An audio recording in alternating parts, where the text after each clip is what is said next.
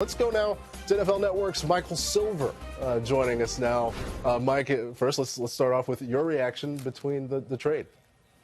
Well, this is something, Patrick, that I knew was a possibility for a while.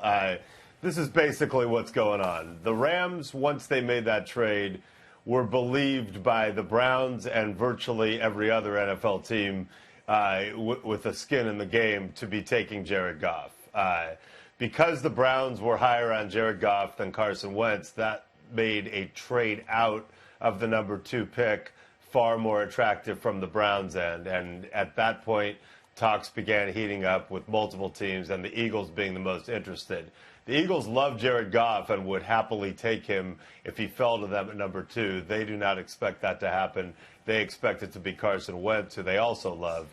So the Eagles did what it took, and the price was pretty steep to get to number 2. Meanwhile, if you're the Browns, you're thrilled.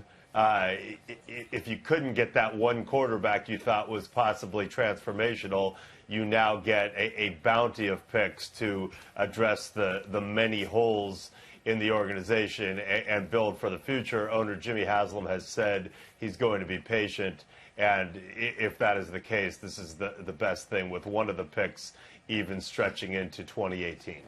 Yeah, it's certainly a steep price to pay for Philadelphia, Mike. Is that price even steeper, considering they don't possibly know for a fact who is going to be there at number 2? Well, obviously, I think two things. One, the Eagles have a pretty good idea who's going to be there. It's going to be Carson Wentz. But clearly, you don't make this deal unless you're thrilled to have either guy. So similarly, when Washington traded up with the Rams a few years ago for the pick that was going to be used on RG3, it's possible the Indianapolis Colts could have switched gears in the weeks that followed and taken RG3.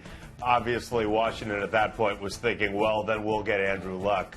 Not to say that necessarily Jared Goff or Carson Wentz are viewed in that high esteem as Andrew Luck was coming out, but Jared Goff clearly at the top of most teams' board at the quarterback position. We've seen what happens when quarterback-needy teams get motivated to get a quarterback. These guys usually end up going 1 and 2. Wentz is second on most teams' boards. I believe the Eagles view both of them, if not at a level position, close enough that they feel very comfortable making this trade.